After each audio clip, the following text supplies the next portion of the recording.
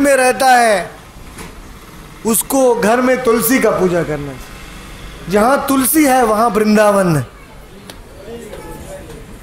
तो रोज जो तुलसी के सामने बैठ के जप करता है, तुलसी को पानी चढ़ाता है, तुलसी को घी का दिया देता है, वो भी मृत्यु से को पराजय करता है, वो भी धाम में रहता है। इसीलिए धृतराष्ट्र वन में चले गए। लेकिन एक बड़ा मिस्टेक किया धृतराष्ट्र ने कि विदुर जी के पूरे उपदेश नहीं सुने उसने। विदुर जी की बातें सुन के धृतराष्ट्र चला गया। तो धृतराष्ट्र वन में जाके वो ब्रह्म के ऊपर, निराकार ब्रह्म के, भगवान कृष्ण के ऊपर ध्यान करने के बजाय वो योगी बन गया। पहले ज्ञानी होता है, फिर योगी होता है, फिर भक्त आता है। वो ज्ञानी है वो ब्रह्म तक जा सकता है, योगी है वो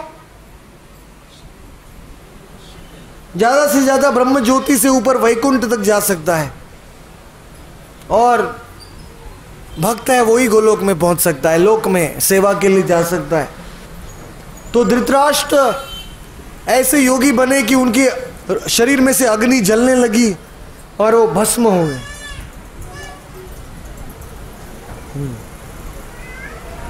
अग्नि जल के वो भस्म हो गए। तो विदुर को बड़ा दुख हुआ कि मैं अंतिम समय में धृतराष्ट्र को वैष्णव नहीं बना सका। मैं जंगल में तो भेजा, इसलिए कौन से जंगल में जाना है?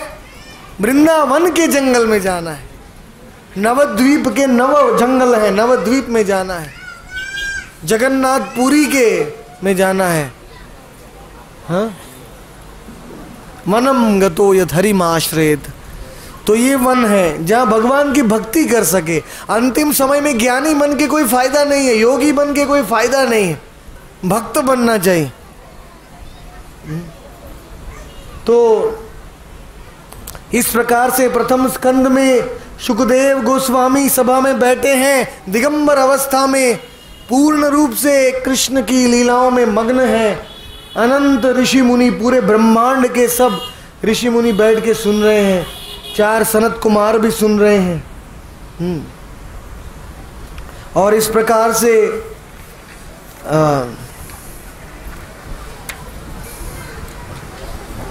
हम प्रथम अध्याय को, प्रथम स्कंद को समाप्त करते हैं। बोलो श्रीमद् भागवत ग्रंथ राज की जय। तो ये भागवत का प्रथम स्कंद आज संपूर्ण हुआ। अभी हम दूसरे स्कंद में जाते हैं, क्योंकि हमारे पास 7 दिन हैं और 12 स्कंद हैं करने के लिए। तो दूसरा स्कंद तो इतना ही कठिन है समझाने में, जितना कड़क चना चबाने में। मतलब दूसरा स्कंद तो मैं खाली आपको चित्र के रूप में दिखा सकता हूं।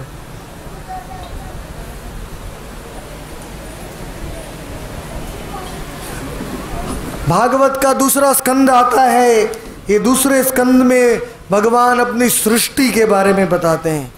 पूरे 14 भुवन और ब्रह्मा जी की सृष्टि कैसे हुई है, तन मात्रा कैसे प्रकट हुई है, महत्त्व कैसे प्रकट हुआ है, 25 पदार्थ कैसे प्रकट हुए हैं, भगवान का विराट स्वरूप कैसे प्रकट हुआ है, और भूमि, जल, वायु, अग्नि, आकाश, मन, बुद्धि, अहंकार ये कैसे प्रकट हुआ है। सांख्य ज्ञान कहते हैं इसको। ये भागवत का दूसरा स्कंद बहुत ही कठिन है समझाने में। मैं आपको सब छोटी छोटी बात समझाऊंगा तो आपको नींद आ जाएगा, फिर अपराध मुझे ही लगेगा। तो इसलिए मैं दूसरे स्कंद का भावार्थ दूंगा कि दूसरे स्कंद में सबसे मुख्य लीला है कि ब्रह्मा जी जब गर्भ दक्षाई विष्णु, पहले तो महाविष्णु कारण सागर में लेटे हैं। इस आध्यात्मिक जगत और भौतिक जगत के बीच में कारण सागर है। वो कारण सागर वो विरजा से आया है, गोलोक धाम से, विरजा नदी से। वो कारण सागर में महाविष्णु लेटे हुए हैं और महाविष्णु योग निद्रा में लेटे हुए हैं। और उस महाविष्णु जब सांस लेते हैं सांस लेते हैं तो उनके रोम रोम में से अनंत कोटि ब्रह्मांड निकलते हैं। हर एक रोम में से एक एक ब्रह्मांड निकलता है। ये बीज के रूप में है ब्रह्मांड।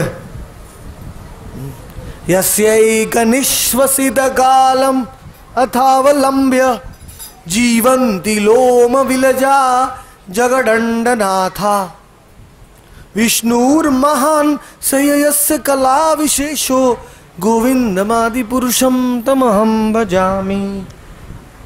कि ये महाविष्णु भगवान कृष्ण की कला है। कला मतलब क्या? कला मतलब क्या होता है? मतलब कृष्ण के अंश के अंश के अंश को कला कहते हैं। मतलब कृष्ण से पहले बलराम निकलते हैं, बलराम से संकर्षण, अनिरुद्ध, प्रद्युम्न और मूल संकर्षण निकलते हैं। मूल संकर्षण से नारायण निकलते हैं। नारायण में से अनंत, हरि, पद्मनाभ, मुकुंद, केशव, मुरारी ऐसे 24 विष्णु निकलते हैं। और उसमें से द्वितीय चतुर्व्यूह निकलता है। संकर्षण, अनिरुद्ध, प्रद्युम्न और महासंकर्षण निकलते हैं। और महासंकर्षण से बाद में महाविष्णु निकलते हैं। तो सोच सकते हैं कृष्ण कहाँ है और महाविष्णु कहाँ है। महाविष्णु ये पूरे सृष्टि के बीच में बैठे हुए हैं, भौतिक सृष्टि और आध्यात्मिक सृष्टि के बीच में। और महाविष्णु से अनंत ब्रह्मांड आ रहे हैं, लेकिन हर ब्रह्मांड में महाविष्णु दूसरे रूप में प्रवेश कर रहे हैं, गर्भोदक्षाई विष्णु के रूप। और गर्भोदक्षाई विष्णु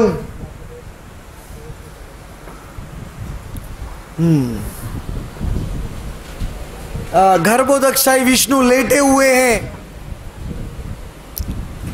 पूरे ब्रह्मांड को आधा अपने पसीने से भर दिया उन्होंने, गर्भ सागर से। और वहां लेट के गर्भोदक्षाई विष्णु ने कहा, यम इमम लोकानि सृजन्ते, सृष्टि होगी। खाली ऐसा सोचा और उनकी नाभि में से कमल निकला है, विशाल कमल। उसकी डंडी बहुत लंबी है। वो ब्रह्मांड की आधे ब्रह्मांड में सो गए हैं और वो डंडी है वो ब्रह्मांड के बीच में से निकल रही है और ब्रह्मांड के अंत ऊपर तक पहुंच रही है। और ऊपर एक कमल का फूल खिला है और वो फूल में ब्रह्मा जी का जन्म हुआ है। बोलो ब्रह्मलोक की जय, गर्भोदक्षाई विष्णु की जय। और जब ब्रह्मा जी का जन्म हुआ, वो सबसे ऊपर का भाग है ब्रह्मांड का, वो उसको सत्य लोक कहते हैं या ब्रह्म लोक कहते हैं। ब्रह्मा जी का सनातन धाम है। मतलब वो धाम प्रलय के समय में जब सब ब्रह्मांड महाविष्णु के शरीर में जाते हैं तो ब्रह्मा जी अपने भक्तों को लेके वैकुंठ में चले जाते हैं। तो ब्रह्म लोक के वासियों का नाश नहीं होता है, इसलिए उसको सत्य लोक कहते हैं। ब्रह्मांड का सबसे ऊपर का लोक। उसके अंदर फिर ब्रह्मा जी सोच रहे थे, लोग ब्रह्मा जी का फोटो दाढ़ी के साथ बनाते हैं, लेकिन ब्रह्मा जी को दाढ़ी नहीं होती है। ब्रह्मा जी का आयु केवल 50 साल हुआ है। अभी ब्रह्मा के लोक में ब्रह्मा जी का 51वां साल चल रहा है और अभी दोपहर को 12 बजे हैं, ब्रह्मा जी भोजन कर रहे हैं। तो ब्रह्मा जी का ये 7वां मनवंतर है, ब्रह्मा जी का 12 बजे का टाइम है। और वैवस्वत मनवंतर में 28वें द्वापर युग में साक्षात भगवान गोलोक से आते हैं कृष्ण चंद्र के रूप में, और उसी कलयुग में भगवान वापस गोलोक से आते हैं गौरांग महाप्रभु के रूप में। तो ये कलयुग बहुत धन्य है, ये द्वापर युग बहुत धन्य है और ये चतुर्युग बहुत धन्य है। तो ब्रह्मा जी को पता नहीं था सृष्टि कैसे करना। तो ब्रह्मा जी अंधकार में बैठे थे, इधर उधर देख रहे थे। ब्रह्मा जी ने सोचा कि मुझे कैसे ज्ञान मिलेगा सृष्टि करने के लिए। तो ब्रह्मा जी ने को भगवान ने चतुश्लोकी भागवत सुनाया। ये सारे 18,000 श्लोक केवल 4 श्लोक में सुना दिए। 4 श्लोक का चतुश्लोकी भागवत है, ये दूसरे स्कंद में आता है।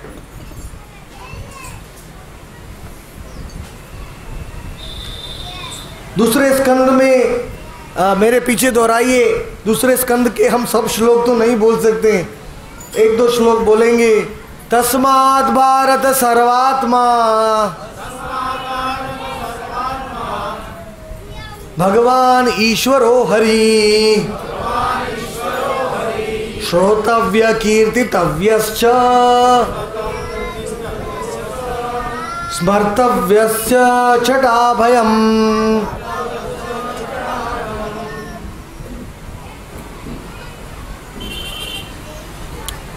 दूसरे श्लोक में, दूसरे स्कंद में भगवान कृष्ण ने ब्रह्मा को बताया। भगवान ने कहा एतन् निर्विद्यमानानाम् इच्छताम् अकुतो भयम् योगिनां निपुनिर्णीतम् हरेर्नामानुकीर्तनम्। पूरे भागवत का अंतिम सार है नाम संकीर्तन।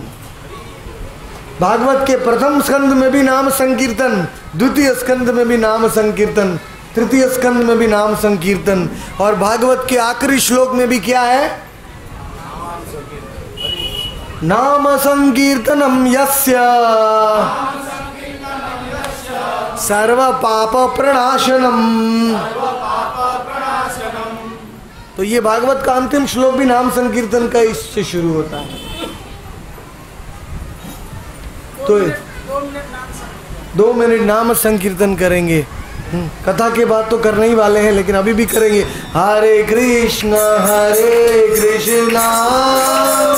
कृष्ण कृष्ण हरे हरे, हरे राम राम राम हरे हरे।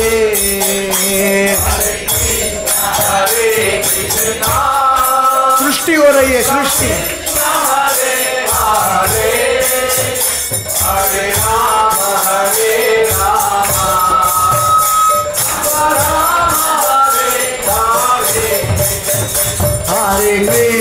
हरे कृष्ण कृष्ण कृष्ण हरे हरे, हरे राम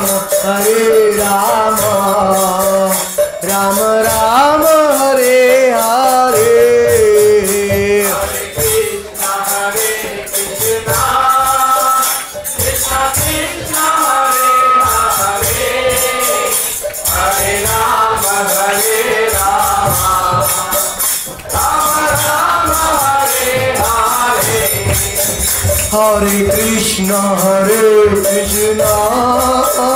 कृष्ण कृष्ण हरे हरे, हरे राम राम राम हरे हरे।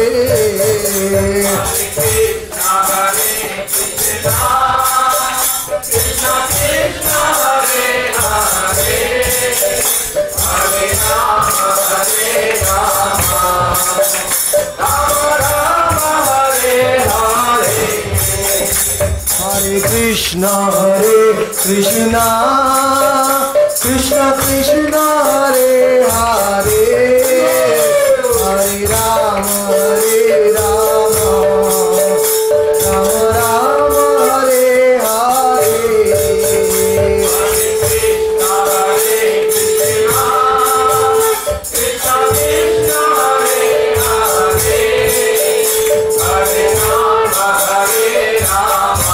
राम राम हरे हरे। तो दूसरा स्कंद में हम भी 4 श्लोक शॉर्टकट बोल देते हैं। जो 18,000 श्लोक भागवत का नहीं बोल सकते हैं, वो भी चतुश्लोकी भागवत के 4 श्लोक बोलने को कौन तैयार है? हाथ ऊपर कीजिए। सब लोग बोलेंगे। तो चतुश्लोकी भागवत का पहला श्लोक भगवान ब्रह्मा को बता रहे, मेरे पीछे बोलिए। अहम एवासमेवाग्रे